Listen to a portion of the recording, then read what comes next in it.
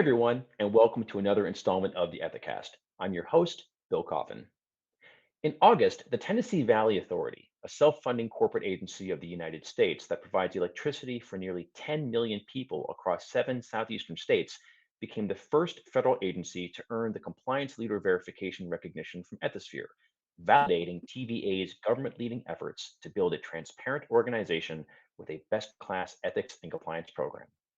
With me today to discuss this is David Fountain, TVA Executive Vice President and General Counsel, and Jan Brown, Director, Ethics and Compliance. David and Jan, thanks for joining us. And once again, congratulations on TVA's Compliance Leader Verification. Thanks very much, Bill. We're really pleased to be here and have the conversation with you this afternoon. Thank you and for the invitation. The first question I'd like to ask you is, what is the most interesting thing that you have learned about TVA's Ethics and Compliance program while you were seeking the CLV recognition? Well, Bill, TVA has had a strong ethics and compliance program. Jan Brown is the director of our ethics and compliance team here. And as a federal entity, we've got a number of federal regulations and guidelines that we're required to comply with. So we already had a really strong ethics and compliance program here at TVA. But we wanted to benchmark ourselves against the best, not just in the federal government, but also across our electric utility industry and across other industries as well. And so that's why it was important for us to work with Ethisphere around identifying opportunities for improvement after they came through and did a benchmarking study for best in class. And Jan and her team really worked extremely hard over just a 9-month period to close those gaps and really elevate the performance of our ethics and compliance program here at TVA even higher. And so one of the things that really surprised me as we were going through the process is just the dedication and focus of Jan and her team in completing all of the remarkable amount of work in a very short period of time. And now their willingness to accept the challenge to sustain it. Right, we want to continue to get better. TVA is always a continuous improvement organization. We've been around for nearly 90 years, serving electricity and providing economic development and environmental stewardship across the 7 states that we serve here, and providing electricity to nearly 10 million people. So innovation is at the core of TVA, and integrity is one of our core values. And so we want to continue to innovate in ways that we promote our core value of integrity. Fantastic. Now, as a self-funding corporate agency of the United States, what is the most meaningful way that your kind of unusual structure impacts the structure and the operation of your ethics and compliance program? Well, as I referenced earlier, Bill, we've got a number of federal regulations that we're required to comply with. And even though we are a self-funded entity, we do not take any appropriations or taxpayer dollars. We're essentially nearly completely funded by electric system revenues. Those regulations still apply to TVA. And so in some respects, that has enabled us to start from a strong foundation with our ethics and compliance program here at TVA. But we want to use the Ethisphere benchmarking work as a way to springboard that into an even higher level of performance. Indeed. Jan, do you mind if I throw a question your way? Absolutely. Fantastic. So, just going off of what David just mentioned, that unusual structure and unusual operating conditions of the TVA, does that make your life as a chief ethics compliance officer, like, does it make it easier or make it harder? Does it make it simpler, more complicated? How does it impact your business as usual? This is the way we've always operated, so I don't know if it's harder or easier. But what I will say is that, TVA employees, we are proud to be employees of the federal government as well.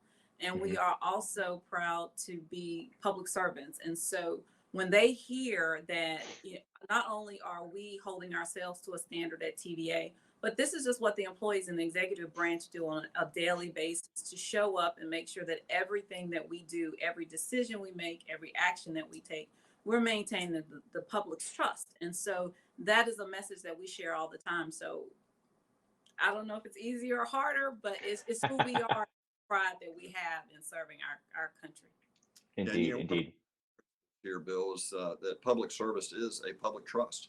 And Mhm. that's been the way ever since TVA was formed in 1933. And so, we've got nearly 10,000 employees here at TVA who are not only excited about TVA's unique mission of service around what we call the three E's: energy, environmental stewardship, and economic development. But I think we could add a fourth E in there as well: ethics, Mm. because we really have done some really great things here um, uh, to ensure that we've got a world-class ethics compliance program. Indeed. Well, I can tell you, I live in New Jersey, so I am not a TVA power customer, but I benefit from the fact that I do business with people who you do get their electricity from you. So I really appreciate the work that you all do. So, as somebody from outside your initial remit, thank you for your public service and thank you for what you're doing. We're all in this together, and this what you do makes us all a little bit better. So thanks. Well, thank you very much for that, Bill. It is a real privilege to serve, in a federal capacity, and that's the way all 10,000 of our employees feel. Now, I know that TVA works rather closely with more than 150 local power companies. How on earth do you establish best practices across such a broad array of partners? It seems like herding cats. Well, we do serve those 7 million Americans across, excuse me, 10 million Americans across 7 states through 153 local power companies. And, local control is important to them.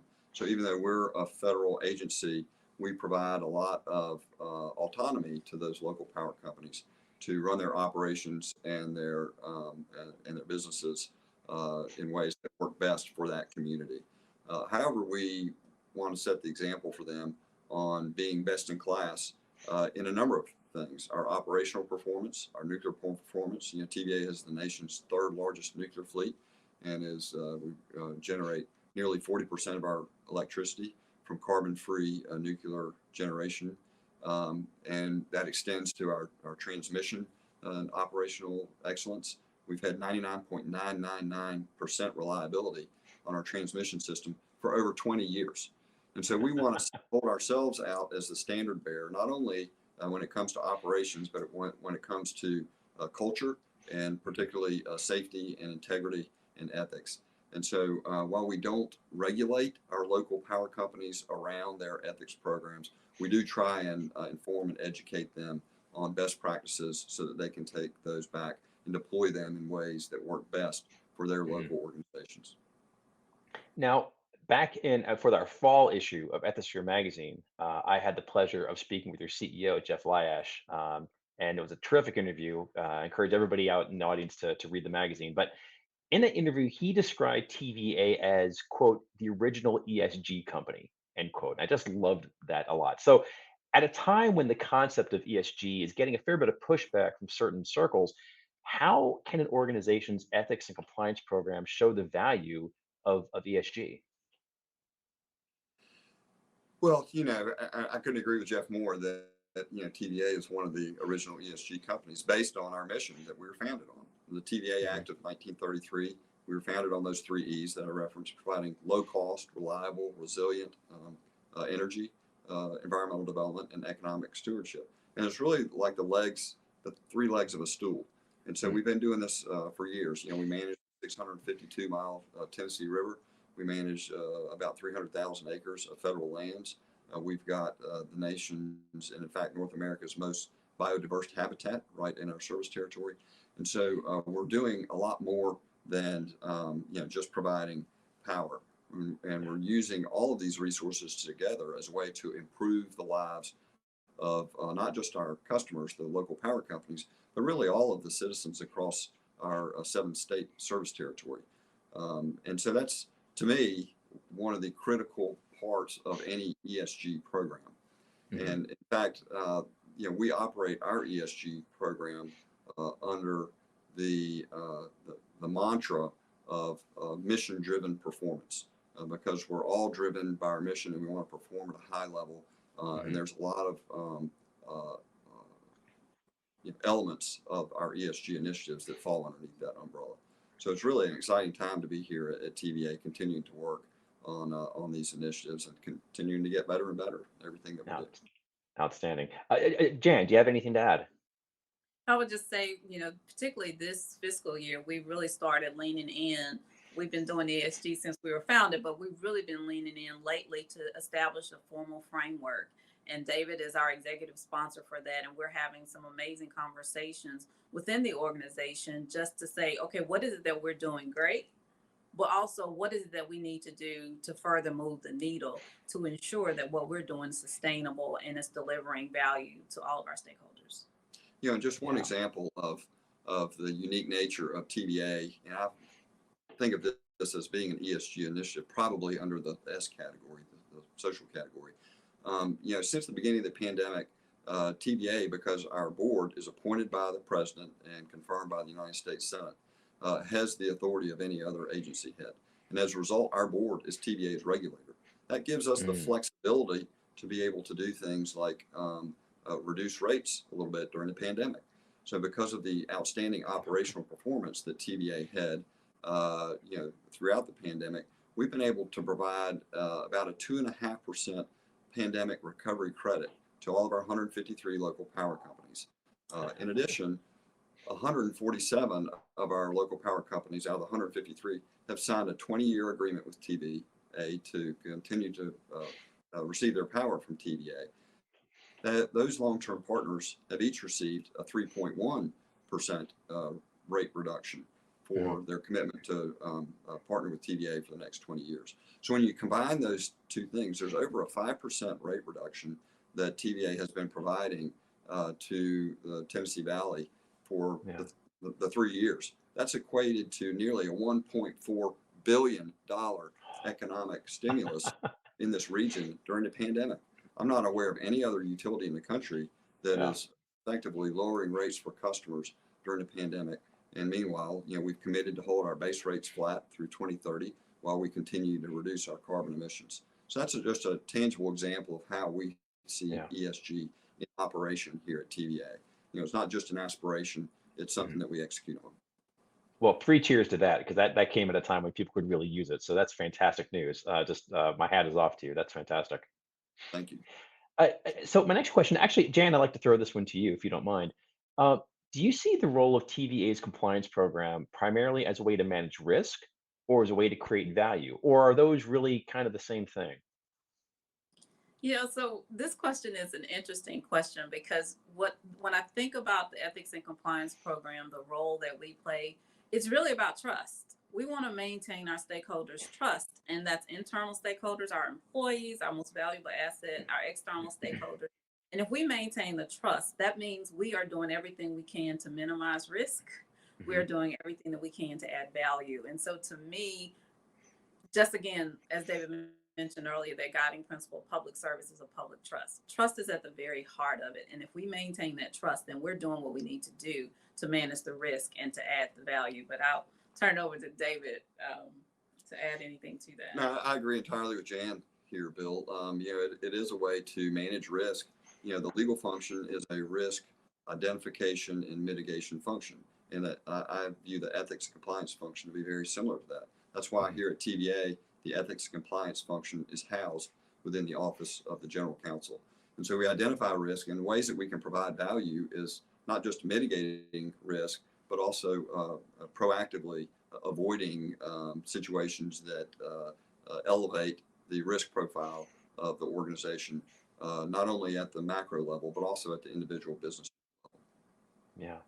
Now, given all that TVA has done to grow and develop its compliance program, what advice do you have for others that are looking to do likewise within their own organizations? Yeah, I'll let Jan start with this one. She's been on the front lines here. She sure So has. Yeah. she's got some thoughts on this to share. The first thing I would say is don't be afraid to elevate your program. It can feel overwhelming when you look at the world's most ethical companies and see all the things that they are doing.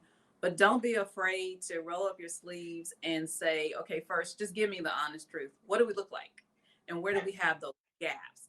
And then identify what's going to be most meaningful to your organization when you take that first step out. I mean, you can't do it all at one time, but find those 3 or 4 things that are really meaningful and start with the tone at the top. I mean, having my boss, the executive vice president, and his colleagues saying, what is it that you need in order to get this done? It was a relief because I didn't have to convince them of why this was a value add, or Mhm. having the audit committee chair say, Jan, is everybody giving you what you need to do, what you need to do for a best in class program? It gives you the energy to continue to go forward. So don't be afraid to speak up, ask, and get the leadership buy in. Yeah, I think that's exactly right, Jan. And we have support for this program at the board level, at the senior management level, and throughout the organization with the different leaders across the nearly 10,000 employees we have at TVA. It all comes down though to individual behaviors and accountability. And so that's why we have really focused on our communications program in particular as part of our initiative here of the past 12 months in order to communicate uh, and provide tools to first line supervisors, but more importantly, provide messaging to the individual frontline employees because ultimately they need to see the value in the ethics compliance program. And so far, fortunately, we've been very successful with that. We want to sustain that, and that's part of the challenge that we're looking forward to going forward. And Indeed. just as an example, David said communications. Our leadership team, our senior leadership team, all participated in videos where they talked about an ethical dilemma that they experienced in their career. And we have received so much feedback from our employees saying, thank you for allowing us to see our leaders and to hear how they navigated a dilemma. And I think it makes our leaders more approachable as well. So if someone is dealing with a challenge, they can go to David or one of his peers and say, hey, what do I do? Can you give me some tips, and feel safe enough to do that? Yeah, and those videos were done individually in 2 to 3 minute segments, so bite-sized segments. We communicated them out across the workforce over a period of Mhm. 5 or 6 months, and that helped reinforce the message over and over. Yeah. And then that gave tools for leaders to use as discussion points when they were having team meetings, and included an ethics moment, along with, of course, safety, as we're a safety first organization. So we really, I think, have done a nice job here at TVA of trying to integrate ethics into our normal business practices, just like we Mhm. do safety. We think about ethics. Fantastic. Fantastic. Well, David and Jan, once again, congratulations on a very well deserved recognition to you and to all your colleagues. And thank you so much for joining us and sharing your insights with us today. Thank you so much, Bill. We've really enjoyed working with Ethisphere and the talented staff there, and we look forward to our ongoing partnership with you. Well, I am Bill Coffin, and this has been the Ethicast. For more episodes, please visit the Ethisphere Resource Center at ethisphere.com/resources. Thanks for watching, and we'll see you next time.